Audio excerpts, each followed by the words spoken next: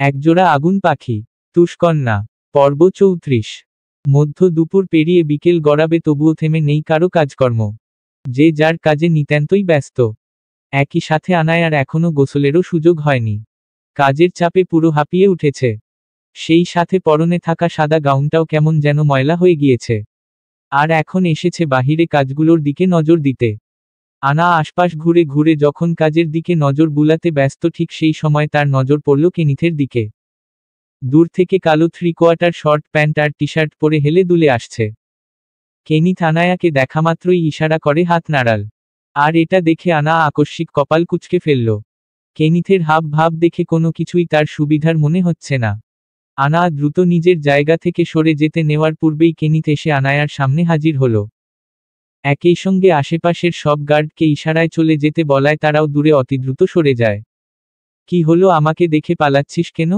আনা কপাল কুঁচকে বলল। পালাতে যাব কেন? মেয়েকে কোথায় রেখে এসেছ? মেয়েকে ঘুম পাড়িয়ে এসেছি। কারণ আমি এখন তার মায়ের সাথে ফ্লার্টিং করব। ফাউল কথা না বলে দূরে সরো। মেজাজ কিন্তু এমনিতেই বিগড়ে আছে। এই জন্যই তো এলাম আপনার মেজাজে ঘি মশল্লা ঢালতে। আনা প্রচণ্ড বিরক্তি নিয়ে কেনিথের রসিকতায় ভরা চেহারাটা দেখে অতঃপর আর কোনো প্রতিক্রিয়া না করে সেখান থেকে চলে যেতে নিলে কেনিথ আনায়ার হাত ধরে ফেলে। আনা পেছনে ফিরে গরম চোখে তাকাতেই কেনিথ বিস্তৃত মুচকি হেসে হেঁচকা টানে আনায়াকে নিজের কাছে টেনে নেয়। আনাও দাঁত পিষে পিষে বলতে শুরু করে, সারাদিন শুয়ে বসে কাটাও, খাবারটাও খাইয়ে পারলে গিলিয়ে দিতে হয়, এই জন্যই বলে অতি সুখে ভূতে কিলায়। তা আপনার কি ইবলিশ শয়তান মস্তিষ্কে গিয়ে কৃমি হয়ে কিরমির করছে? কেনিথ আনায়ার কথায় পাত্তা না দিয়ে পাশে ফিরে তাকায়। পানির পাইপের দিকে নজর পড়তেই আনায়ার উদ্দেশ্যে বলে, গোসল করিসনি এখনো? সেই সৌভাগ্য কি হয়েছে আমার? চল তবে একসাথে গোসল করি। আনায়ার চোখ মুখ কুঁচকে যায়। দেব এক আছাড়, দিয়ে দেখ শুধু একবার। আনা এই প্রসঙ্গে আর কিছু বলল না। কেনিথের কাছ থেকে নিজেকে ছাড়িয়ে নিতে নিতেই বলতে লাগল, দয়াধর্ম করে এবার মাফ করেন আমাকে। পারলে নিজেও গিয়ে ঘুমান, একটু হলেও শান্তি পাই তবে। তুই শান্তিতে থাকলে আমার ঘুম হবে না। অন্য কিছু চাওয়ার থাকলে বল। কেনিথের নির্বিকার কথাবার্তা শুনে আনা গরম চোখে কিছুক্ষণ তাকিয়ে থাকার দীর্ঘশ্বাস ফেলে এবং কেনিথের ধরে রাখা হাতটা ছুঁড়ে ফেলে দিয়ে সেখান থেকে চলে যেতে লাগল। কিন্তু খুব বেশি দূর একটা যেতে পারল না। বরং এর আগেই পেছনে থেকে কেনিথ পাইপ দিয়ে ওর পুরো শরীরের উপর পানি ছিটাতে শুরু করে। নিমিষেই বৃষ্টির ন্যায় ঝরতে থাকা পানিতে আনা ভিজে পুরো একাকার হয়ে যায়। একই সাথে সারাদিনের ক্ষিপ্ত মেজাজও যেন সর্বোচ্চ পর্যায় সীমা অতিক্রম করে। আনা এদিক ওদিক দৌড়ে পানি থেকে যতই বাঁচার চেষ্টা করছে, কেনিথও যেন উঠে পড়ে ওর পেছনে পেছনে দৌড়াচ্ছে। শেষমেশ আনা আর পালানোর চেষ্টা না করে উল্টো কেনিথের দিকে তেড়ে এলো। এতে কেনিথ উল্টোপাল্টা দৌড়াতে শুরু করলে আনা কোনোমতে কেনিথের কাছে পৌঁছেই ওকে ধাক্কা দিয়ে খানিকটা কাদামাটির মাঝে ফেলে দেয় এবং কেনিথের হাত থেকে পানির পাইপটা পড়ে যেতেই আনা তা তুলে নিয়ে সোজা কেনিথের মুখ বরাবর ধরে। এদিকে কেনিথ তার চোখে মুখে গায়ে লাগাতার পানির স্রোত সামলাতে না পেরে যেথায় পুরো হাঁপিয়ে গিয়েছে। সেথায় আনা ওর এহেন অবস্থা দেখে যেন কলিজা ঠান্ডা করা শান্তিতে মেতে উঠেছে, যা কেনিথের বিন্দুমাত্রও সহ্য হলো না। তাই সে আচমকা আনায়ার পাটা ধরে হেঁচকা টান দিয়ে ওকেও নিজের পাশে ফেলে দেয়। এরপর শুধু হয় দুজনে কাদাপানিতে মাখামাখির যুদ্ধ। একসাথে কাদার মধ্যে যেমন মাখামাখি করছে, তেমনি কেনিথ এই অবস্থার মাঝেও পাইপ দিয়ে নিজেদের উপর আনমনে পানি ফেলছে। অন্যদিকে আনা পারলে তো কেনিথকে ওখানেই গলা চেপে শেষ করে দেয়। কিন্তু এত কিছুর মাঝেও যেন কেনিথের হাসি তামাশা বন্ধ হচ্ছে না। শয়তান, ছাড়ব না আমি আপনাকে। হেই ব্লাড, চল আমরা প্রেমে পড়ি। এই অবস্থার মাঝেও কেনিথের এমন রং তামাশা যেন আনায়ার সর্বত্রকে জ্বালিয়ে দেয়। চোখ মুখ খিচে চিল্লিয়ে বলে ওঠে, ঠাডা পড়ুক। কেনিথ আনন্দের সহিত খিলখিল করে হেসে বলে, পড়লে দুজন শুদ্ধ পড়ুক। আনা কেনিথের বুকের সাথে লেপ্টে কাদা পানির মাঝে শুয়ে রয়েছে, কেননা কেনিথই তাকে অয়ক্ত করে জাপটে জড়িয়ে ধরে রেখেছে। দুজনের পুরো শরীরের সর্বাঙ্গীনে কাদা ছড়িয়ে ছিটিয়ে মেখে গিয়েছে। দেখতেও দুজনকে রতে মাংস গড়া মানুষের চেয়ে সদ্য তৈরি ভেজা মাটির পুতুল মনে হচ্ছে। অথচ কেনিথের থামবার কোনো নাম নেই। সে যেন নিজের উল্লাসে মেতে উঠেছে। আনা যেদিকে অনবরত কাদা থেকে ওঠার চেষ্টা করছে, সেদিকে কেনিথ ততই তাকে বারংবার খিচে নিজের কাছে টেনে নিচ্ছে। আনা এদিকে বিরক্তিতে সম্পূর্ণ অস্থির হয়ে গিয়েছে। ওদিকে কেনিথ পাইপটাকে আকাশের দিকে উঁচিয়ে রেখেছে, যার ফলে বৃষ্টির ন্যায় পানি ঝরে তার সারা শরীরকে আরো ভিজিয়ে দিচ্ছে। আনা পাইপটাকে ধরতে চাইলে কেনিথ তা এদিক ওদিক সরিয়ে আবহকে আরো বিতিকিচ্ছিরি বানিয়ে ফেলছে। সবশেষে তার উল্লাসে মেতে ওঠা হাসি যেন থামছেই না। ওদিকে আবার দোতলার বারান্দা থেকে পাহাড় সমান জমে থাকা চাপা দীর্ঘশ্বাস নিয়ে অপলক তাকিয়ে রয়েছে রেহান আর রোজ। দুজনের চোখেই নিস্তব্ধতা, মুখে ঝুলছে এক অদ্ভুত মলিন হাসি। দুজনের গল্প আলাপকালে যখন আনা আর কেনিথের এইসব কারবার শুরু হলো তখন থেকেই দুজনকে দূর হতে দেখছে তারা। সবশেষে আনা আর কেনিথের দিকে তাকিয়ে থাকতে থাকতেই দুজনে আড়ালে নিজেদের দীর্ঘশ্বাস ফেলে বিস্তৃত মুচকি হাসল। আনা দ্রুত কাদা থেকে উঠে কোনোমতে নিজেকে ধুয়ে নিয়ে রুমে চলে এসেছে। এরপর সরাসরি গোসল করতে বাথরুমে চলে যেতে নিলে কেনিথ এখানে এসেও বিপত্তি বাধায়। আনায়ার পেছনে পেছনে কেনিথ নিজেও ছুটে আসে। এরপর আনা যখন বাথরুমের দরজা লাগাতে নিয়েছে ঠিক সেই মুহূর্তেই কেনিথ জোর করে বাথরুমে ঢুকে গিয়ে নিজেই দরজা লাগিয়ে দেয়। তোমার সমস্যাটা কি? আজ আমার মাথা খেতে উঠে পড়ে লেগেছ কেন? আনায়ার এত রাগের মাঝেও কেনিথ ঠোঁট কামড়ে হেসে বলল, ছি, বউয়ের মাথা কেউ খায় নাকি? খায় তো। জাস্ট শাট আপ, বের হয়ে যাও বলছি। আনায়ার ধমকে যেন কেনিথের মন আরো খুশিতে নেচে উঠল। প্রচণ্ড ফুরফুরে মেজাজ নিয়ে আনায়ার কাছে গিয়ে ওর কোমর এক হাতে টেনে নিয়ে নিজের কাদা মাখা শরীরের সাথে মিশিয়ে নেয়। একটু আগেই নিজেকে কোনোমতে ধুয়ে পরিষ্কার করে এসেছিল আনা, আর যা এখন পুনরায় খারাপ করে দিয়ে কেনিথ দিব্যি হেসে যাচ্ছে। আনায়ার কাছে কেনিথের এমন অসময়ের হাসি পুরো বিষের মতো লাগল।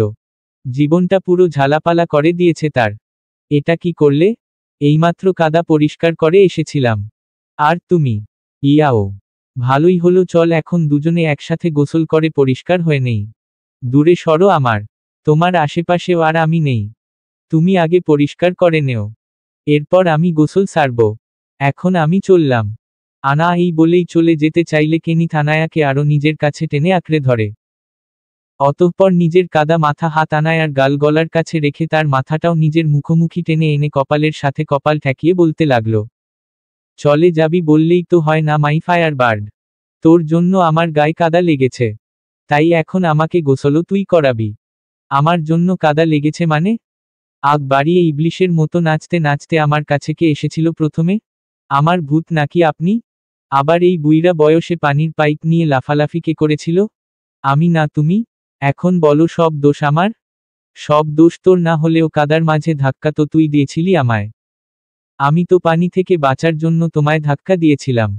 এখন এত জায়গা থাকতে কাদার মধ্যে মুখ ধুবড়ে পড়লে সে দোষও আমার? ধাক্কা কেন দিলি? সে কথা বল। ধাক্কা দিয়েছি, বেশ করেছি। এবার তো শুধু কাদার মাঝে মাখামাখি হয়েছে। এর পরের বার আবার এমন কিছু করলে সোজা কাদার মধ্যে চুবিয়ে রব। আসছে আমার দিমাগওয়ালি বাহুবলী। একবার তুলে নিয়ে আছাড় দিলে নাম নিশানাও খুঁজে পাওয়া যাবে না। অথচ ম্যাডামের কথার কি ঝাল! দিয়ে দেখো না শুধু একবার। তবে এই নে। আনায়ার কথা শেষ হতে না হতেই কেনিথ আনায়াকে পাজকোলে তুলে নিয়ে সোজা পানি ভর্তি বিশাল বড় বাথটাবের মাঝে ছেড়ে দেয়। ধপ করে উপর থেকে নিচে পানি ভর্তি বাথটাবে পড়ায় আনা কোমরে খানিকটা ব্যথাও পেল।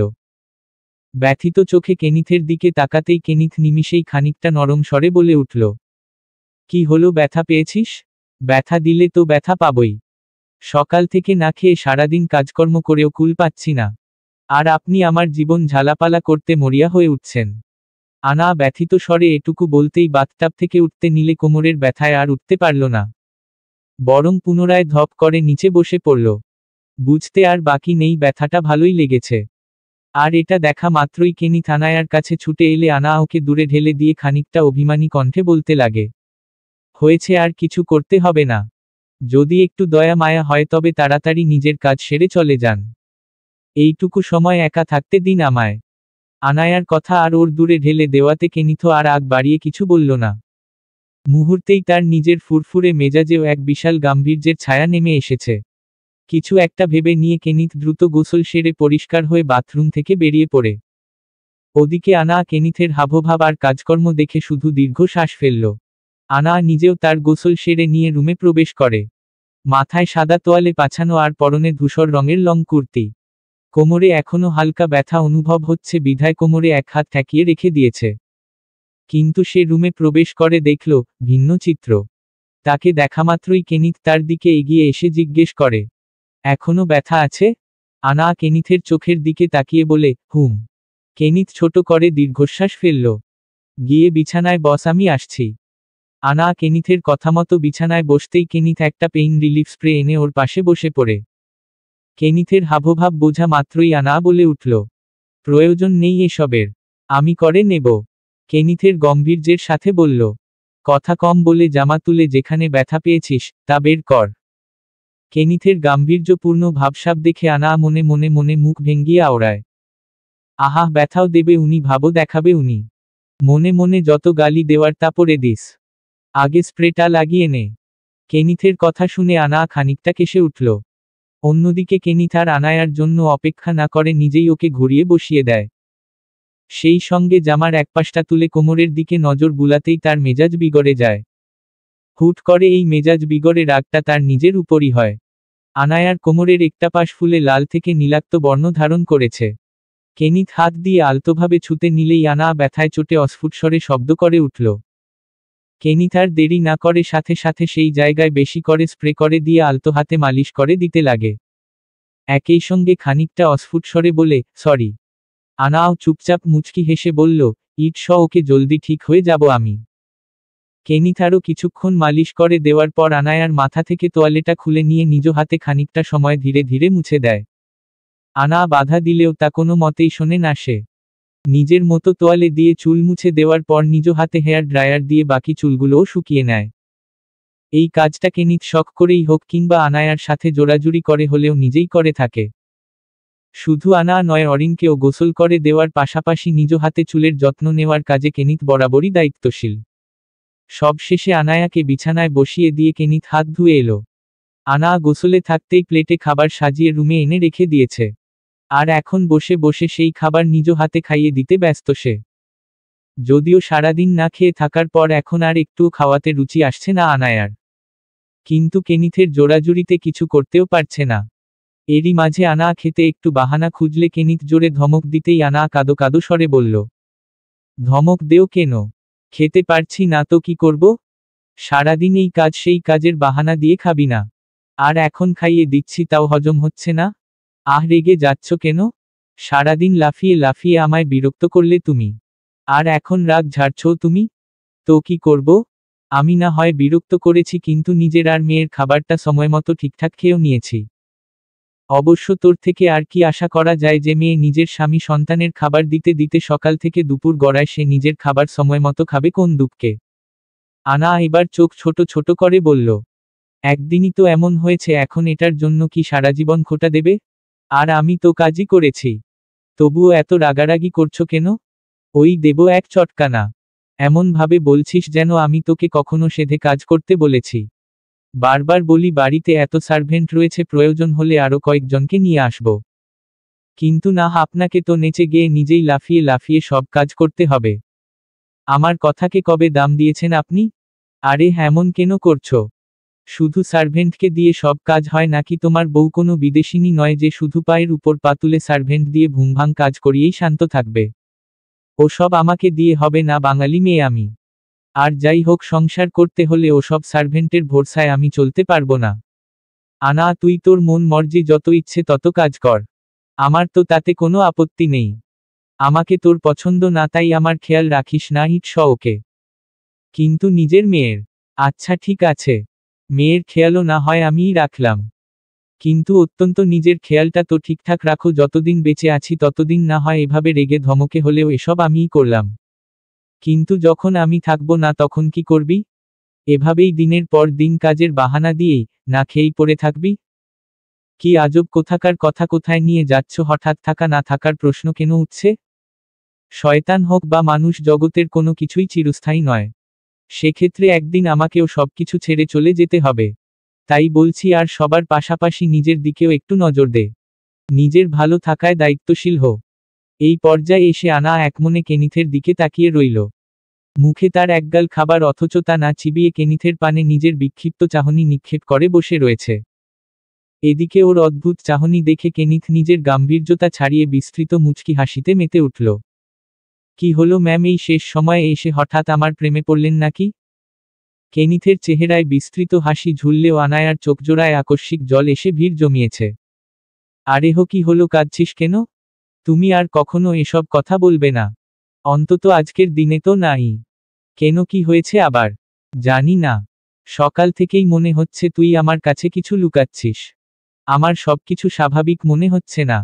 আনা, সত্যি করে বল, ঘটনা অন্য কিছু হলে আমায় নিরদ্বিধায় বল প্লিজ। এসব কিছুই না, শুধু তুমি আর কখনো ওসব কথা বলবে না। আচ্ছা আচ্ছা ঠিক আছে, আর কখনো এসব কথা বলবো না। আমি যেখানেই যাই না কেন তোকে সাথে নিয়েই যাবে। হুম, সত্যি সত্যি যাবি আমার সাথে? অবশ্যই, তোমায় একা ছাড়লে যদি অন্য কোনো মেয়েকে নিয়ে ভেগে যাও তখন আমি কি করব? আনা, আমি মৃত্যুর প্রসঙ্গে বলেছি। আমিও তাই বলেছি। পাগলি একটা। কেনিথ গা দুলিয়ে কথাটা হেসে বলতেই আনা চোখ ছোট ছোট করে বলল, শুধুমাত্র এই সাইকো ভিকের জন্য? বেলা গড়িয়ে সন্ধ্যা নেমেছে। প্রত্যেকেই আগামী আয়োজনের জন্য উদ্দীপ্ত। যে যার মতো করে প্রস্তুতি নিচ্ছে। এদিকে বহুক্ষণ আগেই কেনিথকে কাপড় গুছিয়ে দিয়ে তৈরি হতে বলে গিয়েছে আনা।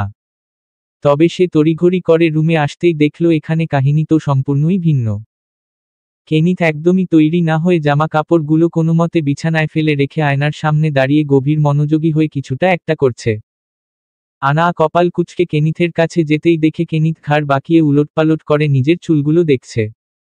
এমন সময়ে কেনিথের এহেন নির্বিকার ভাবভঙ্গিতে আনা বেজায় বিরক্ত হল। সেই কখন বলে গিয়েছি রেডি হতে, অথচ তুমি তো দেখছি মেয়েদের মতো এখানে দাঁড়িয়ে দাঁড়িয়ে চুলে সিথি কেটে ঢং করতে ব্যস্ত। আনায়ার তিক্ত কথায় কেনিথ বিশেষ কোনো গুরুত্ব না দিয়ে নিজের কাজ চালিয়ে যেতে যেতেই আনমনে বলে উঠল, দেখ কতগুলো চুল পেকে গিয়েছে আমার। পুরো 7টা পাকা চুল খুঁজে পেয়েছি। কেনিথের হাবভাব আর কথার সুরে এবার আনাও কিছুটা শান্ত স্বরে বলে, তাতে কি হয়েছে? কেনিথ ভূত দেখার ন্যায় বিস্ময়ের সাথে আনায়ার দিকে তাকিয়ে বলে ওঠে, তাতে কি হয়েছে মানে? আরে আমার চুল পেকে যাচ্ছে, আমি বুড়ো হয়ে যাচ্ছি, এই নিয়ে আমার চেয়ে তো তোর বেশি চিন্তা হওয়ার কথা। দুদিন বাদে যখন লোকে বলবে ওই দেখ চেংড়ি মেয়ের বুড়ো জামাই, তখন তোর খারাপ লাগবে না? আনা কেনিথের কথার ভঙ্গিমায় চোখ ছোট ছোট করে বলে উঠল, মোটেও না, এতে খারাপ লাগার কি আছে? তুমি যা আছো, যেমন আছো তাই আমার জন্য পারফেক্ট। আর এখন চুল পাকলেই মানুষ বুড়ো হয় না। অল্প বয়সে অতিরিক্ত টেনশন করলে একটু আধটু চুল পেকেই যায়। আর এমনিতেও তখন না খুব মরণ নিয়ে ভাষণ দিলে। দুদিনের দুনিয়ায় আর কদিনই বা টিকবে। এখন আবার বুড়ো হওয়া নিয়ে এত আফসোস কেন? আনায়ার তাচ্ছিল্যপূর্ণ কথা শুনে কেনিথ খানিকটা দিকে কপাল কুঁচকে তাকায়। পরবর্তীতে গা ছাড়া ভঙ্গিতে নির্বিকারে বলতে লাগে, এত তাড়াতাড়িও মরার ইচ্ছে নেই আমার। আমার 2 জোড়া ফুটবল টিম বানানো বাকি। আর আমি বুড়ো হলেও তুই তো এখনো দিব্যি চেংড়ি হয়ে ঘুরে বেড়াচ্ছিস। দেখা যাবে আমি মরতে না মরতেই পচা মশা মাছি এসে তোর উপর হুমড়ি খেয়ে পড়ছে। আর তুই মশা মাছিগুলো না তাড়িয়ে ওগুলোর সাথে গল্প জুড়ে দিয়েছিস। আর যাই হোক, আমি মরে গেলেও ওসব সিন সহ্য হবে না আমার। আনা ভ্রু উঁচিয়ে বলল, তা এই মশা মাছিগুলোকে শুনি? তুই যা ভাবছিস তাই। আনা খানিকটা দীর্ঘশ্বাস ফেলল। সবাইকে নিজের মতো ভাবা বাদ দেও। ভদ্রতার খাতিরে হলেও 2-1টা কথা না বললেই নয়। আরেহ বাহ, আমি তো কিছু বললামই না তাতেই। কেনিথ বাঁকা হেসে কথাটা বলতেই আনা বাজখাই গলায় বলে উঠল, গু খাই না আমি। তা আমি কখন বললাম তুই গু খাস? দেখো আমার মেজাজ খারাপ করো না। সারাদিন অনেক জ্বালিয়েছ, এবার অন্তত মাথাটা ঠান্ডা করতে দেও। ফ্রিজে বরফ আছে, নিয়ে আসবো? কেনিথের রসিকতায় আনা নিজের রাগটা কোনো মতে সামলে নিয়ে বলল, না, বেশি একটা সময় নেই, তাড়াতাড়ি রেডি হয়ে নেও। এটুকু করলেই চলবে। তা এটা এভাবে বলার কি আছে, আমি তো এমনিতেও রেডি হতেই যাচ্ছিলাম।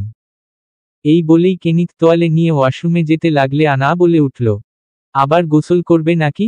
সকালে করেছো একবার, বিকেলের দিকে এসেও।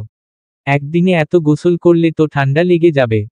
আনায়ার কথা শুনে কেনিথ পেছনে ফিরে তাকিয়ে বলে, তুই চাইলে শুধু সকাল বিকাল দুপুর কেন, মধ্যরাতেও আমি নিজেকে গাঙ্গে ভাসাতে রাজি আছি, তারা মাই ব্লাড। কেনিথ তার কথা সম্পূর্ণ করেই আনায়ার উদ্দেশ্য ঠোঁট কামড়ে হেসে বাম চোখ মারে। অমনি আনা তড়িঘড়ি করে বলে ওঠে, পাপ হয়েছে আমার জিজ্ঞেস করাই, মাফ করে দিয়ে এখন নিজের কাজ করুন। তবে এখন গোসল করতে যাবেন না। ঠান্ডা লাগলে কিন্তু আমি তখন সেবাযত্ন করতে পারবো না। তা পারবি কেন? পারবি তো শুধু মেজাজ দেখিয়ে চিল্লাতে। তা আমার কোনো শখ আবেগের কোনো ফ্যাক্টরি নেই যে কেউ জেনে বুঝে অসুখ ধরিয়ে আনবে। আর আমি রাত দিন তার সেবা যত্ন করব। হয়েছে দয়া করে যেটুকু করেন সেটুকুই অনেক। এমনিতেও আমি গোসল করতে নয় ফেস ওয়াশ দিয়ে মুখ ধুতে যাচ্ছি। যত যাই হোক একমাত্র শালি সাহেবার বার্থডে পার্টি বলে কথা। কেনিথের কথায় আনা মুখ ভেঙ্গিয়ে বলল, দিনে দিনে যে তোমার কিসের এত অধঃপতন হচ্ছে নিজেও বুঝতে পারছি না। মেয়ে হয়েও আমার ততটা রূপচর্চার খেয়াল থাকে না যতটা তোমার আছে। ঠিকই বলেছিস, তুই এসবের কি বুঝবি? তুই আবার কোনো মেয়ে নাকি? আমি মেয়ে না মানে? আমাকে কি তোমার গোফওয়ালা হিটলার মনে হয়? তা কেন মনে হবে? তুই গোফওয়ালা হিটলারের চেয়েও বেশি কিছু। এই বলতে না বলতেই কেনিথ সরাসরি ওয়াশরুমে ছুটে গিয়ে দরজা লাগিয়ে দেয়। যার ফলে আনায়ার আর রাগের বশে কিছু বলা করার সুযোগও হয় না। কিন্তু পরবর্তীতে কিছু একটা মনে পড়তেই তড়িঘড়ি করে ওয়াশরুমের দরজা গিয়ে শব্দ করে বলতে লাগল, ওগো শুনছ? হ্যাঁ গো বলো। আনা বেখেয়ালিতে ওভাবে ডেকে ফেললেও ভেতর থেকে ঠিকই কেনিথের রসিকতার আওয়াজ এলো। সেই সাথে নিমিষেই আনায়ার মেজাজও বিগড়ে গেল। তবে কোনো মতে নিজেকে সামলে নিয়ে পুনরায় জোর গলায় বলে উঠল, আর যাই করো আমার ফেস ওয়াশ কিন্তু ইউজ করবে না। ওটা একদম নতুন। নষ্ট করলে দেখো কি করি তোমার। ঠিক আছে আমি তোর ফেস ওয়াশ ইউজ করব। বেশি করে নিয়ে ঘষে ঘষে মাখব। মনে করিয়ে দেওয়ার জন্য ধন্যবাদ মাই ডিয়ার খলিজা। কেনিথ রুমে এসেই সবার প্রথমে নিজের হাতের তোয়ালেটা আনায়ার মুখ বরবার ছুঁড়ে মারল।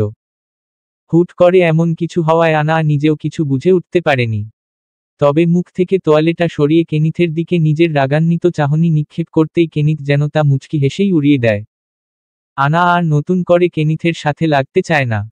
এই লোক সর্বক্ষণে তার সাথে ঝামেলা করার পায়তারা করে। এর সাথে যত বেশি নাচা যায় তত বেশিই নাচায়। আনা গিয়ে গম্ভীর মুখে কেনিথ হাতে জামা কাপড়গুলো ধরিয়ে দিতেই কেনিথ বলে উঠল, পরিয়ে দে না। আনা কিছু বলে না। বিরক্তিতে চোখ ছোট ছোট করে থাকায় কেনিথ পুনরায় বলে ওঠে, আচ্ছা ঠিক আছে আমিই পরে নিচ্ছি। এই বলেই কেনিথ কালো রঙের ফর্মাল পার্টি স্টাইলের প্যান্ট আর ডার্ক রেড কালারের একটা শার্ট পরে নেয়। তবে আয়নার সামনে গিয়ে নিজেকে দেখতেই চোখ কপাল কুঁচকে ফেলে। পাশে ফিরে আনায়ার দিকে তাকিয়ে বলতে লাগলো, এগুলো কি পরতে দিয়েছিস? এমন দেখা যায় কেন? আনা বিরক্তিতে দীর্ঘ শ্বাস ফেলে কেনিথের সামনে গিয়ে মুখোমুখি হয়ে দাঁড়ায়। বুকের ওপরের দিকের দুটো খোলা বোতাম ঠিকঠাক লাগিয়ে দিতে থাকে। সব সময় ওই এক কালো রঙের T shirt pant hoodie jacket না পরে মাঝেমধ্যে এসব পরেও একটু দেখা উচিত। কেনিথ কিছুটা অনিশ্চয়তার সাথে ভ্রু কুঁচকে বলল, ভালো লাগছে? আনা মুখ উঁচিয়ে কেনিথের কুঁচকে থাকা মুখটার দিকে কিছুক্ষণ তাকিয়ে রইল। এরপর আনমনেই মুচকি হেসে বলে উঠল, একদম সিনেমার নায়ক লাগছে। বাহ আজ এত ভালো কমপ্লিমেন্ট। ভালোকে তো ভালো বলবই। এই বলেই আনা দূরে সরে যেতে নিলে কেনিথ আনায়ার কোমর পেঁচিয়ে নিজের কাছে টানে। আনা খানিকটা চোখ গরম করলেও কেনিথ তাতে পাত্তা না দিয়ে মুচকি হাসে। নিমিষেই আনায়ার কপালে ঠোঁট ছুঁয়ে দিয়ে বলে ওঠে, ব্যর্থ জীবনকেও আজ সার্থক মনে হচ্ছে। এখন তো মরেও শান্তি। কেনিথের কথা বলার ভঙ্গিমা কিংবা তার অর্থ খুব বেশি একটা পরিষ্কার ছিল না আনায়ার জন্য। তবে আজ এক অদ্ভুত অনুভূতি হচ্ছে। আনা জানে না তার এই একই অজানা অনুভূতিটা কি কেনিথ্র হচ্ছে কিনা। আনা কিছু বলতে নিবে এর আগেই অরিন দৌড়ে রুমে প্রবেশ করে। সেই সাথে কেনিথও আনায়াকে ছেড়ে দিয়ে স্বাভাবিক হয়ে দাঁড়ায়। অরিনের পরনে অনেকটা ঘেরযুক্ত কালচে লাল আর কালোর সংমিশ্রণের একটা প্রিন্সেস গাউন, যা লম্বায় ঠেকেছে একদম পায়ের পাতা অবধি। এছাড়া জুতো জোড়াও গাঢ় লাল রঙের। দূর হতে দেখতে আস্ত ডার্ক চেরির মতো লাগছে। রুমে প্রবেশ করা মাত্রই অরিন জামার কোনা উঁচিয়ে গোল গোল ঘুরতে লাগলো। পাপা মাম্মাম দেখো দেখো আমায় কেমন লাগছে। আস্তে লেডিবাগ পড়ে যাবে। কেনিথের কথা শোনা মাত্রই অরিন থেমে গিয়ে স্বাভাবিক হয়ে দাঁড়ায়। অমনি আনা গিয়ে অরিনকে কোলে তুলে নিয়ে গালে চুমু একে দিয়ে বলে, ফুপি সাজিয়ে দিয়েছে? হুম হুম সুন্দর লাগছে না? আনা বিস্তৃত মুচকি হেসে বলে উঠল, শুধু সুন্দর নয় অনেক অনেক সুন্দর লাগছে। অরিন নিমিষেই আনায়ার গালে চুমু দিয়ে নিজের চশমাটা হাত দিয়ে ঠেলে ঠিকঠাক করে নেয়। সেই সাথে মাথা উঁচিয়ে পাশে দাঁড়িয়ে থাকা কেনিথের উদ্দেশ্যে বলতে লাগে, তুমি বললে না তো পাপা আমায় কেমন লাগছে? পাশ থেকে কেনিথ এসে অরিনের দিকে খানিকটা ঝুঁকে বিস্তৃত নাটুকে ভঙ্গিতে হেসে বলে, হায় হায় মাম্মাম তো আজ লেডিবাগ থেকে সোজা আস্ত চেরিতে কনভার্ট হয়ে গিয়েছে। কি মুশকিল, এখন তো তোমাকে লুকিয়ে রাখতে হবে। নয়তো এত সুন্দর চেরিটাকে তো যে কেউ তুলে নিয়ে যাবে। কেনিথের কথায় অরিন গা দুলিয়ে হেসে ফেলল। নিমিষেই হাসির তালে ছোট্ট ছোট্ট দাঁতগুলো দৃশ্যমান হলো। আমি ভ্যাম্পায়ার, কেনিথের মেয়ে, কে না? আর ভ্যাম্পায়াররা কখনো কাউকে ভয় পায় না, উল্টো সবাই এদের ভয় পায়। তাই আমাকে তুলে নিয়ে যাওয়ার সাহস কেউ করবে না, নয়তো ভিকে তাদের সবাইকে শেষ করে ফেলবে। অরিনের কথা শুনে কেনিথ প্রশান্তির দীর্ঘ নিঃশ্বাস ফেলে বলে ওঠে, এই ভিকেকে আর কেউ না বুঝুক, আমার মেয়ে ঠিকই বুঝেছে। কেনিথ যে কথাটা খানিকটা আনায়াকেও খোঁচা দিয়ে বলেছে তা আর আনায়ার বুঝতে বাকি নেই। তবে এতে সে কোনো প্রকার রেগে না গিয়ে হেসে ফেলল। সেই সাথে অরিনকে বিছানায় বসিয়ে দিয়ে বলতে লাগল, অনেক হয়েছে, আর দেরি করা যাবে? তোমাদের রেডি করিয়ে আমাকেও তো রেডি হতে হবে। এই বলতে না বলতেই আনা দ্রুত গিয়ে কালো রঙের ব্লেজারটা এনে কেনিথকে পরিয়ে দিতে লাগল। অতঃপর কেনিথ আর অরিনকে বিছানায় বসিয়ে একসাথে দুজনের চুল ঠিকঠাকভাবে গুছিয়ে দিতে লাগে। যদিও অরিন চুলে কিছুই করতে চায়নি বিধায় আনা শুধু আরেকবার চিরুনি করে দেয়। অন্যদিকে কেনিথের চুলগুলোর পেছনের অর্ধেকটা মেসিবান করে দিয়ে বাকিটা খোলা রাখে। সামনের ছেড়ে রাখা চুলগুলো ঠিকঠাক করে চিরুনি করে দিয়ে আনা নিজের কাজের সমাপ্তি ঘটায়। এরপর দুজনকে চোখের সামনে বসিয়ে নিজের কোমরে হাত দিয়ে কিছুক্ষণ কাঁধ এপাশোপাশ করে ওদের খুঁটিয়ে দেখতে ব্যস্ত হয়ে পড়ে। কেনিথ আর অরিনও চুপচাপ আনায়ার কাজে বাগড়া না দিয়ে চুপটি করে বসে থাকে। আনায়ার পরীক্ষণ শেষ হলে কোমর থেকে হাত সরিয়ে স্বস্তিতে দীর্ঘ শ্বাস ফেলে বিস্তৃত হেসে বলে, একদম পারফেক্ট। সেই সঙ্গে অরিন আর কেনিথও হাফ ছেড়ে দিয়ে দুজনে একসাথে বলে উঠল, থ্যাঙ্কস গড। অরিন আর কেনিথ তো পার্টির জন্য পুরোপুরি তৈরি। কিন্তু প্রায় অনেকক্ষণ হয়ে এলেও আনায়ার কোনো খোঁজখবর মিলল না। সেই যে কতক্ষণ আগে তৈরি হতে চলে গিয়েছে, অথচ এখন পর্যন্ত তার আসার কোনো নামগন্ধও নেই। অরিন আর কেনিথ দুজনে অপেক্ষা করতে করতে এখন রুবিক্স কিউব নিয়ে সোফায় খেলতে বসেছে। দুজনেই খানিকটা ঝুঁকে গিয়ে নিজের হাঁটুতে কনুই ঠেকিয়ে রুবিক্স কিউব মেলানোর খেলায় মত্ত হয়ে উঠেছে। এমনই সময় আনা তাদের সামনে এসে বলে, কেমন লাগছে? আনায়ার কথা শুনে দুজনেই নিজেদের নজর রুবিক্স কিউব হতে সরিয়ে মাথা উঁচিয়ে আনায়ার দিকে তাকায়। হুবহু অরিনের মতো ডার্ক রেড কালারের বিশাল বড় ভেলভেট গাউন পরে আনা চুপচাপ দাঁড়িয়ে রয়েছে। আনায়ার গাউনটাও পায়ের পাতা অবধি ছুঁয়েছে। গাউনের নিচের অংশটুকু খানিকটা কালচে আর উপরের টুকু গাঢ় লাল। মূলত লাল কালো দুটোর কম্বিনেশনে পুরো গাউনটা ডিজাইন করা। আনায়াকে দেখে অরিন আর কেনিথ দুজনেই পুরো বিস্ময়ের সাথে আকস্মিক সোফা হতে উঠে দাঁড়ায়। অরিন কেনিথের উদ্দেশ্য বিস্ময়ের সুরে বলে ওঠে, উফ পা, আজ তো মাম্মাম ফায়ার বার্ড থেকে পুরো ফায়ার অ্যাঞ্জেল হয়ে গিয়েছে। কেনিথ কিছু বলল না, বরং অপলক আনায়ার দিকে তাকিয়ে রইল। ওদের এহেন প্রতিক্রিয়ায় আনায়ার কিছুটা ইতস্ততবোধ হল। চুপচাপ ঠোঁট চেপে দাঁড়িয়ে রয়। তবে অরিন সকল নীরবতা ভাঙ্গিয়ে পুনরায় কেনিথের উদ্দেশ্যে বলে, পাপা, এত সুন্দর মাম্মামটাকে তুমি কোথায় পেয়েছিলে? আমি তো চোখই ফেরাতে পারছি না। তিনি আমার বহু সাধনার ফল। সুন্দর না হয়ে উপায় আছে? আনমনে কথাটা বলতেই কেনিথ খানিকটা কেসে উঠল। সেই সঙ্গে আনাও অনেকটা অস্তিত্ব হয়ে উঠেছে। সবকিছু সামলে নিতে তড়িঘড়ি করে বলল, কেনা মাম্মাম, এদিকে আসো। আনা অরিনকে ডেকে নিয়ে কাজের বাহানায় ব্যস্ত হয়ে ওঠে। অরিনও চুপচাপ আনায়ার কাছে যেতেই আনা একটা ব্রেসলেট বের করে দেয়। ব্রেসলেটের চেইনটা গোল্ডেন কালারের আর তার মাঝে ডার্ক রেড কালারের কিছু ছোট স্টোন বসানো। ব্রেসলেটটা অরিনকে পরিতে দিতে দিতেই আনা বলতে লাগল, সুন্দর না? পছন্দ হয়েছে? ওয়াও, কত সুন্দর এটা! অনেক পছন্দ হয়েছে আমার। এটুকু বলেই অরিন আনায়ার গালে টুপ করে চুমু খেল। আনাও অরিনের দুগাল আর কপালে চুমু একে দিতেই অরিন বলল, মাম্মাম, আমি এটা ফুপি আর ইনু মামুনিকে দেখিয়ে নিয়ে আসি। আচ্ছা ঠিক আছে, যাও। আনায়ার অনুমতি পেতেই অরিন দৌড়ে রুম থেকে বেরিয়ে পড়ে। আনাও ব্যস্ততার সাথে আয়নার সামনে দাঁড়িয়ে নিজের চুলগুলো বাঁধতে লাগে। সামনের চুলগুলো সহ ছোট ছোট চুলগুলো ছেড়ে দিয়ে সাধারণ একটা মেসিবান করে নেয়। কানে তার একজোড়া চেরি রিং, গলায় কেনিথের দেওয়া সেই রেড ডায়মন্ডের চেরি নেকলেস। এছাড়া সাজগোজ বলতে আর তেমন কিছুই নেই। এরই মাঝে কেনিথ এসে আনায়ার পেছনে দাঁড়াতেই আনায়ার কার্যক্রম থেমে গিয়ে আয়নায় প্রতিবিম্বে কেনিথের দিকে তাকায়। কেনিথও খানিকটা মুচকি হেসে বলে ওঠে, এই চেরির সাইজটা কিন্তু একটু বেশিই বড়। কেনিথের কথার অর্থ বুঝতে আনায়ার সমস্যা হলো না, বরং সে খানিকটা নার্ভাস হয়ে যায়। পেছনে ফিরে সরে যেতেই কেনিথ বাধা দেয়। প্যান্টের পকেটে হাত গুজে একটা ডার্ক রেড কালারের লিপস্টিক বের করে। বৃদ্ধা আঙুলের সাহায্যে লিপস্টিকের ক্যাপটা ফেলে দিয়ে আনায়ার গলার পাশে ও ঘাড়ের কাছে বাম হাত রেখে তার মাথাটা খিঁচে নিজের কাছে টেনে নিয়ে আসে। কেনিথের নেশাতুর চোখজোড়ার দিকে তাকিয়ে থাকতে থাকতেই আনা কিঞ্চিত ঢোক গেলে। এতে কেনিথ খানিকটা তির্যক হেসে একদম আনায়ার নিকটে গিয়ে নিজের মুখ ঠেকায়। আনায়ার শ্বাসপ্রশ্বাস ধীর হয়ে যায়, চোখজোড়া নিভু নিভু। কেনিথ বেশি একটা সময় নষ্ট না করে আনায়ার ঠোঁট আলতোভাবে লিপস্টিক লাগিয়ে দেয়। আনাও আর কোনো বাধা দেয় না। তবে তাকে স্বইচ্ছায় কেনিথের লিপস্টিক লাগানোর ব্যাপারটা তার ঠিক বোধগম্য হলো না। কেনিথ তো মোটেও তার লিপস্টিক লাগানো পছন্দ করে না, যে কারণে আনা সাজগোজের মাঝে যা একটু লিপস্টিক ব্যবহার করত, এখন সবটাও করে না।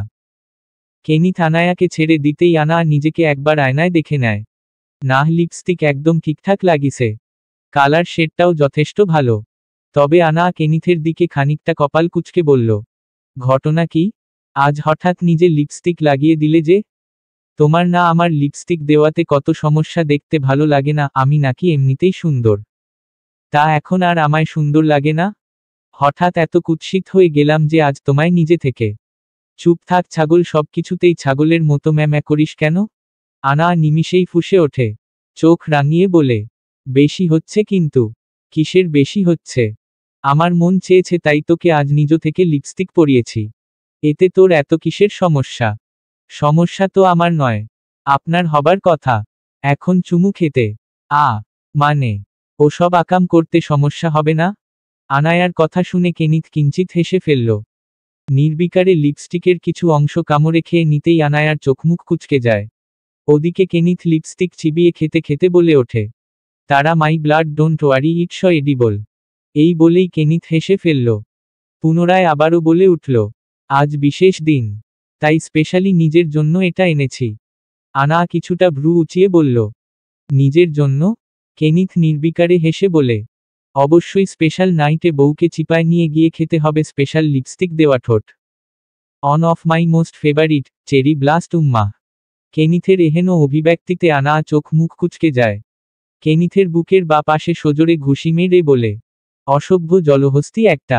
কেনিথ শুরুতে খানিকটা কপাল কুঁচকে পরবর্তীতে নির্বিকারে হেসে বলে, শুধু তোর জন্যই, মাই ঠ্যাংওয়ালা চেংড়ি। আনা আর কিছু না বলে কিছুক্ষণ চোখমুখ কুঁচকে চুপচাপ থাকার পর দীর্ঘ শ্বাস ফেলে। এর সাথে এই মুহূর্তে কথার প্যাচে জড়ানোর কোনো মানে নেই। ড্রেসিং টেবিল থেকে একটা পারফিউম হাতে তুলে নিয়ে পুনরায় পেছনে ফিরে কেনিথের মুখোমুখি হয়। আবহটাকে সহজতর করতে আনা স্বাভাবিকভাবে কেনিথের গায়ে পারফিউম লাগিয়ে দিতে দিতে বলল, এমন রক্তের গন্ধ তোমার কেন ভালো লাগে আমি তা আজও বুঝে উঠতে পারিনি। ব্লাড পারফিউম, এটা কোনো পারফিউমের ফ্র্যাগরেন্স হলো? কেনিথ খানিকটা কপাল কুঁচকে নিয়ে বলে, কেন, আমার কাছে তো ভালোই লাগে। যত সব উদ্ভট জিনিসই তো তোমার ভালো লাগে। তাহলে তো তুই নিজেও উদ্ভট। মানে? আমার তো তোকে একটু বেশিই ভালো লাগে। এবং আমি তো তোকে ব্লাড বলি, তাই না? আনা খানিকটা কপাল কুঁচকে বলল, আচ্ছা, দুনিয়াতে এত কিছু থাকতে তুমি আমায় ব্লাড কেন বলো? লোকে কত সুন্দর সুন্দর নাম রাখে, হার্ট, সুইটহার্ট, হার্টবিট। এত সব নাম থাকতে শেষে ব্লাডি কেন? কেনিথ আনায়ার ছেড়ে রাখা কপালের আলগা চুলগুলো ফু দিয়ে উড়িয়ে মুচকি হেসে ভাবুক ভঙ্গিতে বলতে লাগল, in my opinion blood is the most unique part of the body. Sweetheart, heartbeat, heart, এসব তো ভালোবাসা প্রকাশে সামান্য কিছু কমন ওয়ার্ড মাত্র। হ্যাঁ, হার্ট ছাড়া কেউ বাঁচতে পারে না, কিন্তু ব্লাড ছাড়া কিন্তু সেই হার্ট তো অচল। তাই ব্লাড, ইট হিটস ডিফারেন্ট। এটা একবার যদি কারো সাথে মিশে যায়, তবে তা আর আলাদা করা যায় না। তেমনি তুইও আমার ব্লাডের মতো, যা আমার মধ্যে সর্বদা প্রবাহিত হচ্ছে। তুই আমার সর্বস্বে মিশে আছিস। তুই ছাড়া আমি সর্বাঙ্গীন অসম্পূর্ণ। আনায়ার কাছে কেনিথের অভিব্যক্তি কেমন যেন উদ্ভট লাগল। মনে মনে ভাবল, কেনিথ মানুষ হিসেবেও যেমন উদ্ভট, তেমনি তার কাজকর্ম, চিন্তাধারা, কথাবার্তাও উদ্ভট। আর কেনিথ হয়তো আনায়ার এই বিষয়টা ভালোই বুঝতে পারল। তাই কিছুটা মুচকি হেসে দুহাতে আনায়ার কোমর পেঁচিয়ে নিজের কাছে খানিকটা টেনে নেয়। সেই সাথে আনাও তার হাত দুটো কেনিথের কাঁধের দুপাশের আলতোভাবে রাখে। এদিকে কেনিথ আনায়ার চোখে চোখ রেখে অকপটে বলতে লাগল, ভালোবাসার প্রতি মানুষের সাধারণ আকর্ষণ একান্তভাবে হৃদয়ের প্রতি, কারণ হৃদয় একটি স্পন্দিত অস্তিত্ব, যা আবেগের প্রতীক। অথচ আমি তোকে রক্ত বলে আখ্যায়িত করি, কেননা রক্ত শুধু এক প্রগতি নয়, এটি জীবনধারণের অবিচ্ছেদ্য উপাদান। শরীরের অস্তিত্বের মূল স্রোত। রক্তের লাল রং এক নিত্যপ্রবাহিত আগুনের ন্যায় জ্বলন্ত অনুভূতি, উত্তাপ আর তীব্রতার প্রতিচ্ছবি। ভালোবাসাও তেমন উত্তাল, গভীর আর সর্বগ্রাসী। রক্ত যেমন শরীরের প্রতিটি কোণে ছড়িয়ে থাকে, তেমন ভালোবাসাও শুধু মনে নয়, অস্তিত্বের প্রতিটি পড়তে গেঁথে থাকে। এবং রক্ত শুধু উষ্ণতা বা প্রবাহ নয়, এটি ত্যাগেরও প্রতীক। কেউ যেমন ভালোবাসার জন্য নিজের সর্বস্ব দিতে পারে, তেমনি রক্ত তার প্রতিটি কণা দিয়ে শরীরকে বাঁচিয়ে রাখে। হৃদয় একদিন থেমে যেতে পারে, কিন্তু ভালোবাসা যদি রক্তের মতো হয়, তবে তা শরীর, মন, আত্মার প্রতিটি শিরায় চিরকাল বহমান রয়। কেনিথের প্রত্যেকটা কথা আনা প্রচণ্ড মনোযোগী হয়ে শুনল। পুরো সময়টায় তার অমনোযোগী হওয়ার যেন কোনো সুযোগই ছিল না। মনে মনে বিস্ময়ের সাথে বলে উঠল, আগে জানতাম এই লোক কথাই বলতে পারে না, পরে জানলাম ইনি আমাকে ঝালানো ব্যতীত আর তেমন ভালো কোনো কিছুই বলতে পারে না। অথচ এখন কিভাবে এত সুন্দর গুছিয়ে কথা বলল? আনা মনের ভাবনা কাটিয়ে কেনিথের চোখে চোখ রেখে অস্ফুট স্বরে বলে, এত সাহিত্যিক হলে কিভাবে? বউয়ের জন্য পুরুষ মানুষ মাস্টার শেফ থেকে শুরু করে বিউটি আর্টিস্ট, কাজের লোক, ঝাড়ুদার পর্যন্ত হয়ে যায়, সেখানে আমি না হয় একটু সাহিত্যিক হলাম, তাতে ক্ষতি কি? আনা চুপচাপ কেনিথের দিকে তাকিয়ে রয়েছে, এবং সে কিছু বলছে না বিধায় কেনিথ আবারও বলে, এত অবাক হওয়ার কিছু নেই। আমি কথাগুলো খুব সাধারণভাবেই বলেছি। এখন কারো গবর মাথায় এটুকু না ঢুকলে আমার আর কিছু বলার নেই। এই পর্যায়ে এসে আনা কেনিথের নির্বিকার কথায় ক্ষিপ্ত হল। কেনিথ আদতে বোঝাতে চাইছেটা কি? আনার আগে দাঁত খিচে কেনিথের কাঁধ থেকে হাত সরিয়ে সোজা দু হাতে কলার টেনে নিয়ে বলে ওঠে, মানে কি বোঝাতে চাইছ? Beauty without brain. পুনরায় কেনিথের নির্বিকার কথা শুনে আনা আরও রাগান্বিত স্বরে বলে উঠল, এই কি বোঝাতে চাইছ তুমি? আমার ব্রেইন নেই? সরি, ভুল হয়েছে। বিউট উইথ গবর ব্রেইন হবে। আনায়ার মুখের ভাষা হারিয়ে গিয়েছে। এই লোক এত অসহ্যকর কেন? এত নির্বিকারে এসব কথা অকপটে বলার পরও দিব্যি হেসে চলেছে। চেহারা থেকে গা ঝালানো হাসি যেন সরছেই না। আরও কত মেজাজ কন্ট্রোল করে ধৈর্য ধরবে? আনা আর সহ্য করতে না পেরে হাত ছোটাছুটি করে বলতে লাগল, ছাড়ুন আমায়। সারাদিনের মেজাজ পুরো একবারে খারাপ করে ছেড়েছেন। এখন আমার মেজাজ ঠিক না হওয়া পর্যন্ত খবরদার আমার আশেপাশে আসবেন না। ছাড়ুন বলছি। কেনিথ আনায়ার কারবার দেখে কোনো মতে ওকে শক্ত হাতে সামলিয়ে বলল, আরে আরে হো, কি করছিস? ঠিক আছে, তোর কথাই থাক। তোর মেজাজ ঠিক না হওয়া পর্যন্ত তোর আশেপাশেও যাব না আমি।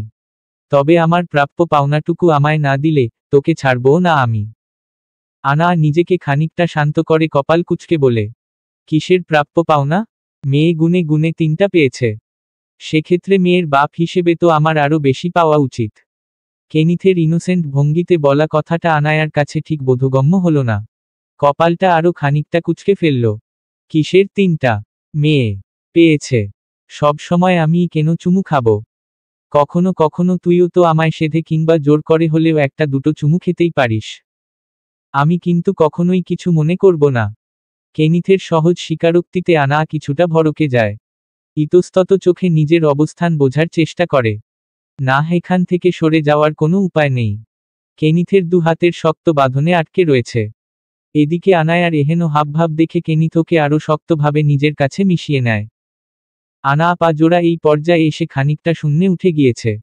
সেই সাথে আনায়ার শ্বাস প্রশ্বাসেও এখন যেন বেগ পেতে হচ্ছে। আর এমন রুদ্ধশ্বাস আবহতে আনা কেনিথের হাস্যোজ্জ্বল মুখের দিকে তাকিয়ে আরও বেশি বিচলিত হল।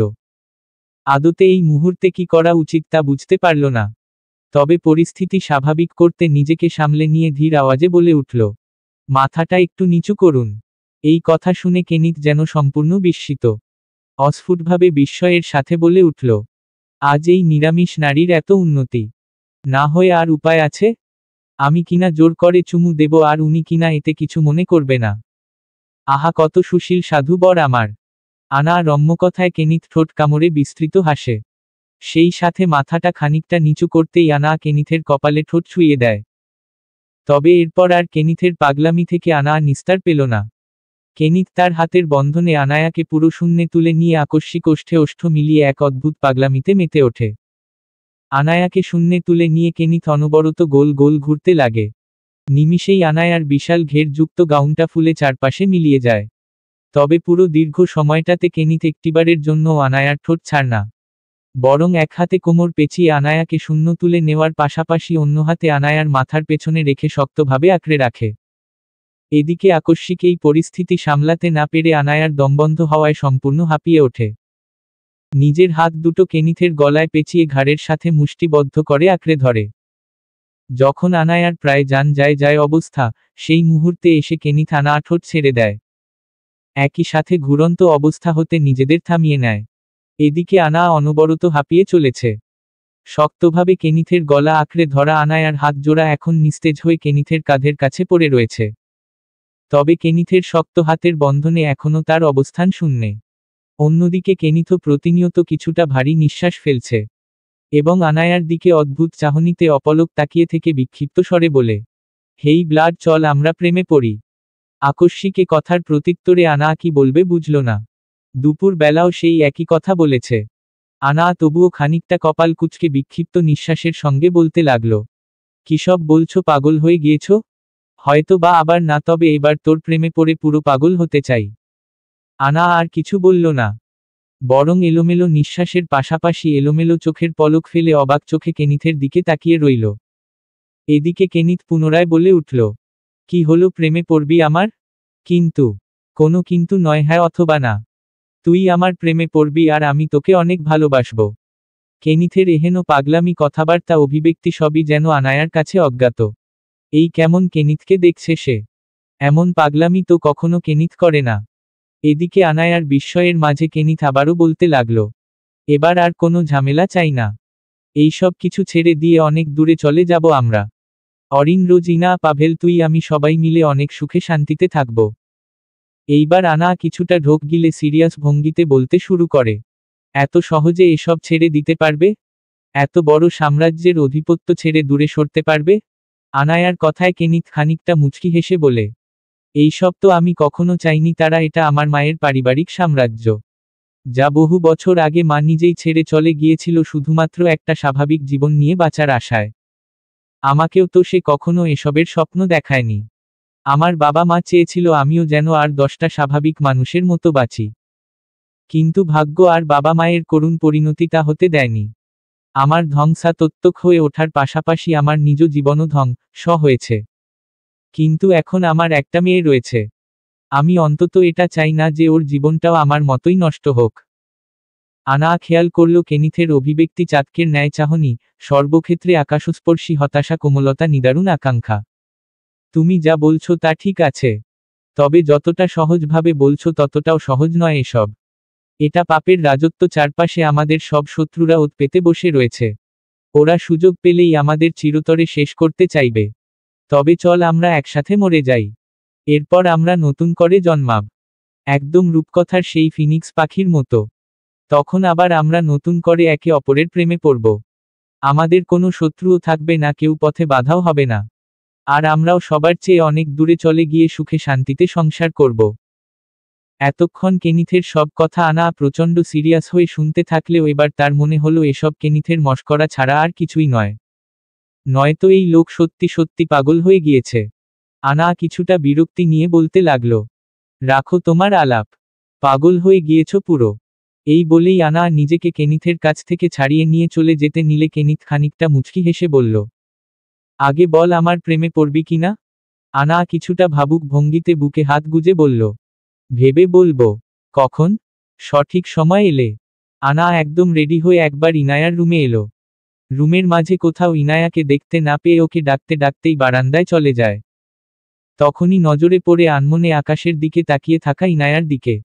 একমনে মাথা উঁচিয়ে তাকিয়ে রয়েছে মেঘে ঢাকা চাঁদের দিকে। পরনে কালো রঙের একটা লং পার্টি গাউন, কাঁধ পর্যন্ত চুলগুলো ছেড়ে রাখা। আনা শুরুতে অনেক বেশি প্রফুল্লচিত্তে ছুটে এলেও ইনায়ার হাবভাবে সে কিছুটা মিয়ে যায়। খানিকটা দীর্ঘশ্বাস ফেলে ইনায়ার দিকে এগিয়ে আসে। অতঃপর পেছনে থেকে ইনায়ার কাঁধে হাত রেখে অস্ফুট স্বরে বলে ওঠে, ইরা, মন খারাপ? ইনা কিছু বলে না, একই ভঙ্গিতে চুপচাপ তাকিয়ে থাকে আকাশের পানে। আনা আবারও আড়ালে দীর্ঘ শ্বাস ফেলে ইনায়ার পাশে গিয়ে দাঁড়িয়ে গ্রিলের উপর রাখা ইনায়ার হাতের উপর নিজের হাতটা রাখে। এই পর্যায়ে ইনা খানিকটা চমকে উঠে পাশে ফিরে তাকায়। আনা বুঝতে পারল সে যে এখানে এসেছে তা ইনা এতক্ষণ বুঝতেই পারেনি, যা এইমাত্র সে টের পেয়েছে। ইনায়ার ভেতরে যে ভয় জন্মেছে তা কোনো হঠাৎ সংঘটন নয়। তা জমেছে ধীরে ধীরে স্তরে স্তরে, বহুদিনের চুপ থাকা রক্তমাখা ইতিহাসের নিচে। একদিন যে হাত নিঃসংকোচে শিশুর গলা চেপে ধরেছিল আজ সেই হাত কাঁপে, শুধু একটি শিশুর নিঃশব্দ হাঁটার শব্দে। চিকিৎসা ইনায়াকে সুস্থ করেনি বরং জাগিয়ে দিয়েছে এক অপরিণামদর্শী মনকে, যা এতদিন ঘুমিয়েছিল নিঃসংবেদনার মোড়কে। থেরাপির পর ধীরে ধীরে সে বুঝতে শেখে প্রতিটি শিশুর চোখই মূলত তার অতীতের আয়না। সেই ছোট্ট ইনায়াকে মনে করিয়ে দেয়, যে সর্বদা ভালোবাসা চেয়েছিল অথচ ভালোবাসার বদলে পেয়েছিল নিপীড়ন, নিঃস্বতা আর নিস্তব্ধ ঘৃণা। এক সংসতীত ছায়া হয়ে আশেপাশে ফেরা কিছু দানবের অদৃশ্য হানা। সেই ব্যর্থ শৈশব আর অতীতের ছায়া ফিরে আসে শিশুদের মাঝে। আর ইনা নিজেরই প্রতিফলন দেখে তাদের চোখে। শিশুদের প্রতি তার নিষ্ঠুরতা ছিল শীতল নিরুত্তাপ, একটি মাংসখেকো শিকারীর ন্যায়। কিন্তু চিকিৎসা যখন ধীরে ধীরে তার ভেতরের তলানিতে জমে থাকা গ্লানিকে জাগিয়ে তোলে তখনই শুরু হয় এক নীরব অভ্যুত্থান, নিজের মধ্যে নিজেকে দেখার ভয়। যে ছোট ছোট চোখ একসময় কাঁদত তার কারণে সেই চোখগুলোই এখন যেন ইনায়ার ভিতরকার অপরাধবোধের আয়না হয়ে দাঁড়ায়। তারা তাকে শিখিয়ে দেয় স্মৃতি ফিরিয়ে আনতে, ব্যথাকে চিনতে এবং নিজেকে দোষী হিসেবে কল্পনা করতে। শিশুদের কণ্ঠ, দৌড়, এমনকি হালকা নিঃশ্বাস, সবকিছুই এখন তার মস্তিষ্কে বিপদের সংকেত হয়ে বাজে। শিশুদের সামনে গেলে তার মনে হয় আবার কি সেই পুরনো মনস্টারটি তার ভেতরে জেগে উঠবে। এ যেন এক নিঃশব্দ আতঙ্ক, নিজেরই রক্তমাখা ইতিহাসের মুখোমুখি হওয়া, যার সাক্ষী হয় এখন বাচ্চারা। এখন শিশুরা আর তার শিকার নয় বরং তার বিচারক। তার চোখে তারা যেন প্রতিকারের প্রতীক, যাদের ভয় ইনা আর নিজের চোখে তাকাতে পারে না। একসময় যে নিষ্ঠুরতায় সে আনন্দ খুঁজে পেত আজ সেই তার মস্তিষ্কে রচিত হয়েছে ভয় ও লজ্জার কেন্দ্রবিন্দুতে। এই ভয় আসলে একটানা রক্তচাপা অপরাধবোধ, বিকৃত আত্মপরিচয়ের প্রতিবিম্ব এবং পুনরায় দানবে পরিণত হওয়ার আশঙ্কার এক অনন্য সংমিশ্রণ, যেখানে প্রতিটি শিশু তাকে তার নিজের ছায়ার সামনে দাঁড় করিয়ে দেয়। ইনা পাশে ফিরে নিস্তব্ধ চাহনিতে আনায়ার দিকে তাকিয়ে রইল। আনা খানিকটা মুচকি হেসে বলতে লাগল, একা একা কি ভাবছিস? মন খারাপ? ইনা এবারও কিছু বলল না, বরং একমনে আনায়ার দিকে নিস্তব্ধ চাহনিতে তাকিয়ে থাকে। ইনায়ার এই স্বভাব ভঙ্গিমা আনায়ার কাছে নতুন না। অনেকটা বছর তো হয়ে এলো নিজের এই লাশের মতো বেঁচে থাকা বোনটাকে প্রতিনিয়ত অজানা কষ্টে পড়তে দেখছে সে। আর প্রতিবারের মতোই সবকিছু বুঝেও চুপচাপ থাকতে হচ্ছে। এছাড়া করারই বাকি রয়েছে, জেনে বুঝে হোক কিংবা বিকৃতি মস্তিষ্কে। পাপের ভাগিদার হিসেবে তো কেউ কারো থেকে কম না। ইনা যা করেছে তা নিয়ে আনা নিজেও অবগত রয়েছে। কিন্তু সে সময়ের পরিস্থিতি কিংবা ইনায়ার মানসিক অবস্থা তো আর স্বাভাবিক ছিল না। সব মিলিয়ে দোষ কিংবা শাস্তিটা কেমন হওয়া উচিত আনা তা জানে না। তবে সেসব কিছু যদি ক্ষণিকের জন্যও ভুলে সামনের দিকে তাকানো যায় তবে আনা তার একমাত্র প্রাণবন্ত চঞ্চল বোনটাকে খুব মিস করে। কখনো ভাবতেও পারেনি সেই ইনা আর আজকের ইনায়ার মাঝে এত আকাশা পাতাল তফাতে হবে। এরই মাঝে আনা খেয়াল করল ইনায়ার চোখ হতে জল গড়িয়েছে। আনা কিছুটা অবাক হয়ে ইনায়ার সামনাসামনি দাঁড়িয়ে ওকে খানিকটা কাছে টেনে নিয়ে বলে উঠল, ইরা, বোন আমার, কাঁদছিস কেন? ইনা আকস্মিক আজ আনায়াকে আঁকড়ে জড়িয়ে ধরল। আনা এতে যেন অনেকটাই বিস্মিত। ইনা কখনো এমন বিহেভ করে না। হ্যাঁ, প্রতিনিয়ত সে নিজের কাজের গিল্টি ফিল করে। এখনো পুরনো সব ঘটনা তার কাছে ট্রমা হয়েই রয়ে গিয়েছে। কিন্তু ইনা তো কখনো নিজের অনুভূতির প্রকাশ করে না। ও তো সহজে কাউকেই কিছু বলে না। আনাও ইনায়াকে জড়িয়ে ধরে মাথায় হাত বুলিয়ে স্তব্ধ কণ্ঠে উঠল, প্লিজ বল, কি হয়েছে? খারাপ লাগছে? কোনো কিছু হয়েছে? ইনা খানিকটা সময় কিছু বলে না। তবে কিছুক্ষণ সময় অতিবাহিত হওয়ার পর ইনা অনেকটা ফুপিয়ে বলতে লাগল, আপু, আমি আর বাঁচতে চাই না, আমার দম বন্ধ হয়ে আসে। অভিশপ্ত লাগে এই জীবন। আনায়ার বুকের ভেতরটা আচমকা ধক করে উঠল। ইনায়ার কণ্ঠের অসহায়ত্ব, তার ফুপিয়ে ওঠা বুকের গভীরে জমে থাকা হাহাকার, সব মিলিয়ে এক অদ্ভুত শূন্যতা যেন আনায়াকে গ্রাস করতে লাগল। আকস্মিক এক ফোঁটা জল গড়িয়ে ইনায়ার কাঁধে পড়ে। আনা শক্ত করে বোনকে আঁকড়ে ধরে, যেন ইনায়ার ভেতরের সমস্ত অন্ধকার নিজের ভেতর টেনে নিতে পারবে। কিছুক্ষণ এভাবেই অতিবাহিত হবার পর আনা নিজেকে খানিকটা সামলে নেয়।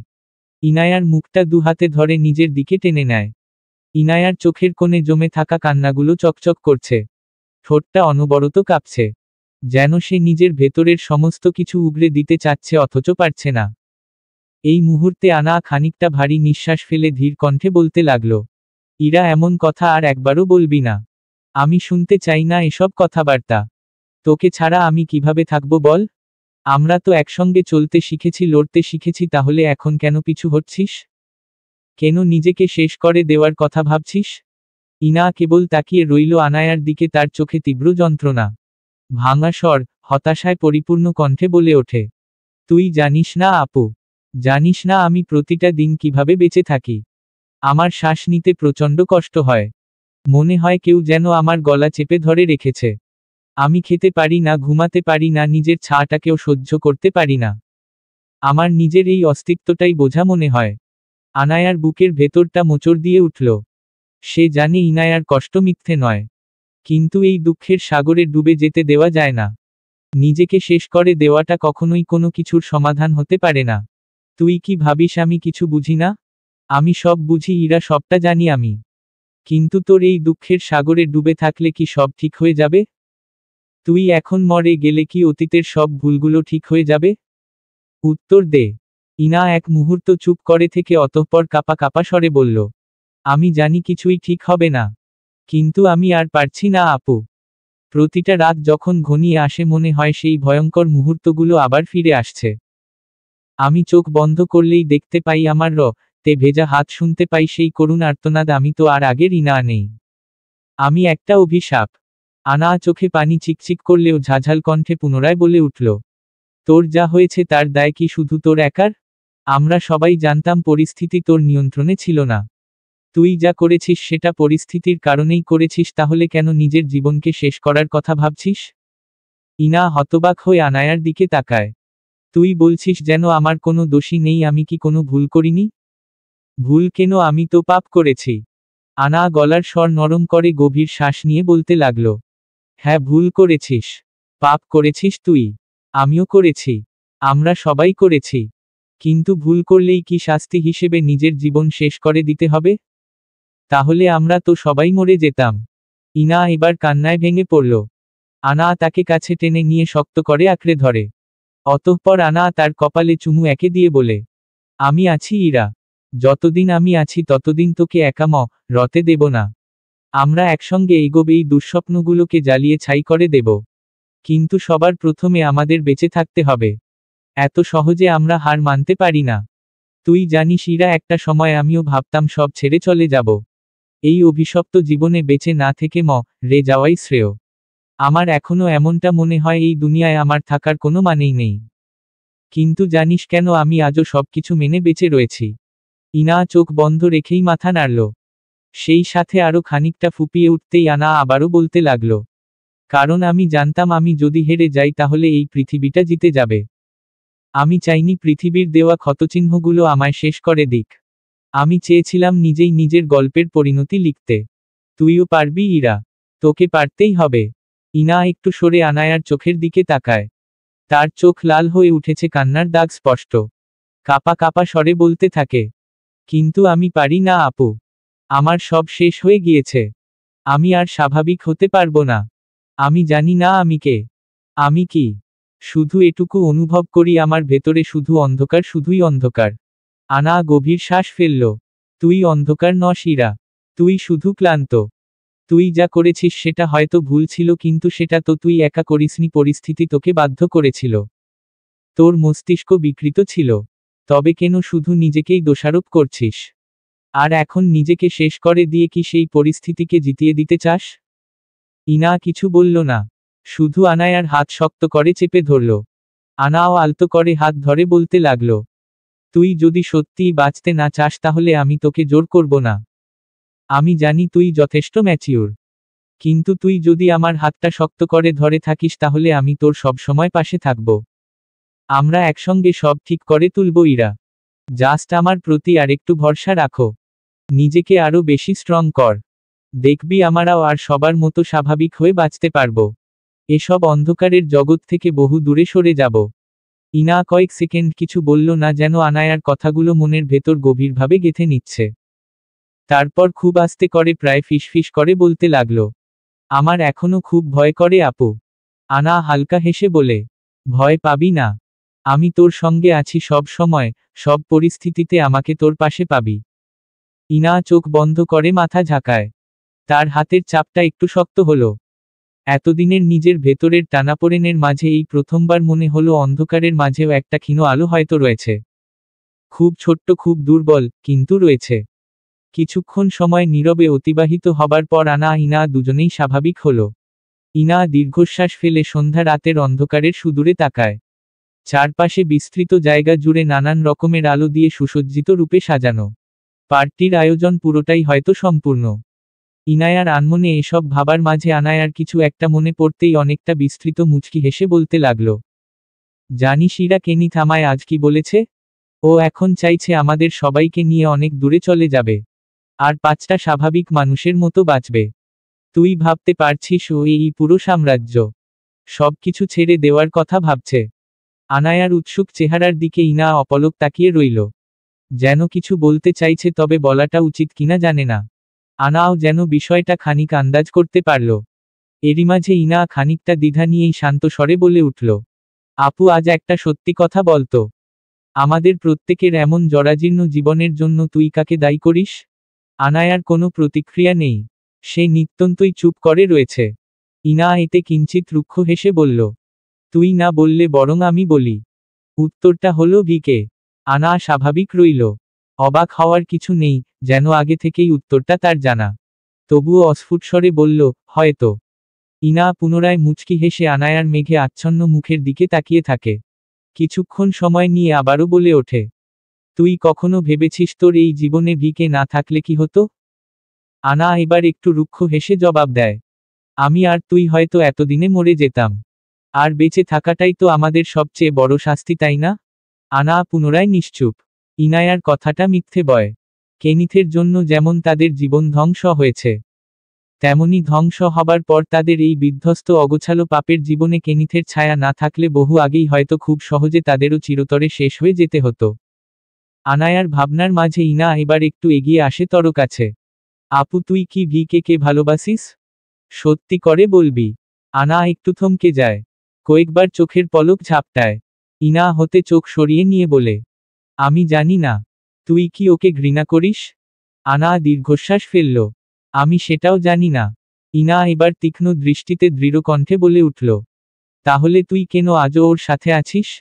আনা চোখ বন্ধ করে ভারী নিঃশ্বাস ফেলে নরম স্বরে বলতে লাগে, আমি সত্যি এসবের কিছু জানি না। ও হয়তো আমার শেষ আশ্রয়, হয়তো আমার শেষ অভিশাপ। সঠিক কারণ আমি জানি না। এই প্রশ্নের উত্তর আমি বহুবার খুঁজেছি কিন্তু পাইনি। তবে আমি হয়তো আর কখনোই কেনিথকে ছাড়তেও পারবো না। কেনিথের উপস্থিতি আনায়ার জন্য এক অভিশাপের মতো, আবার আশ্রয়ের মতো। ওর জন্যই আনা, ইনা সহ সবার জীবন এত জটিল, এত বিভ্রান্তিকর।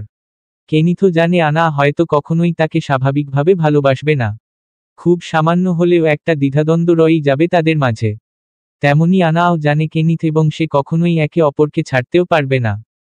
এই টানাপোড়েনের মধ্যে তাদের বাকি জীবন কেটে যাবে। একদিকে আনা যে একসময় সবকিছু সামলে রাখত, আজ সে নিজেই জানে না সে কি করতে চায়।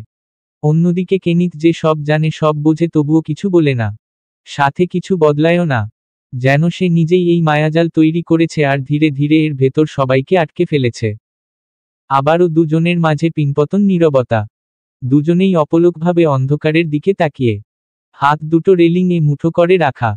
এরমি মাঝে ইনা কোনো রকম প্রতিক্রিয়া ছাড়া স্বাভাবিকভাবে বলে উঠল, তুই কি কখনো আয়নার সামনে দাঁড়িয়ে নিজেকে দেখিস আপু? আনা স্তব্ধ মূর্তির ন্যায় কিভাবে দাঁড়িয়ে থেকে জবাব দেয়, প্রতিদিন দেখি। কি দেখতে পাস? আনা খানিকটা দীর্ঘশ্বাস ফেলে বলল, একটা মুখ, যা একসময় আমার ছিল। ইনায়ার কৌতূহলী স্বরে বলে, এখন নেই? না, নেই।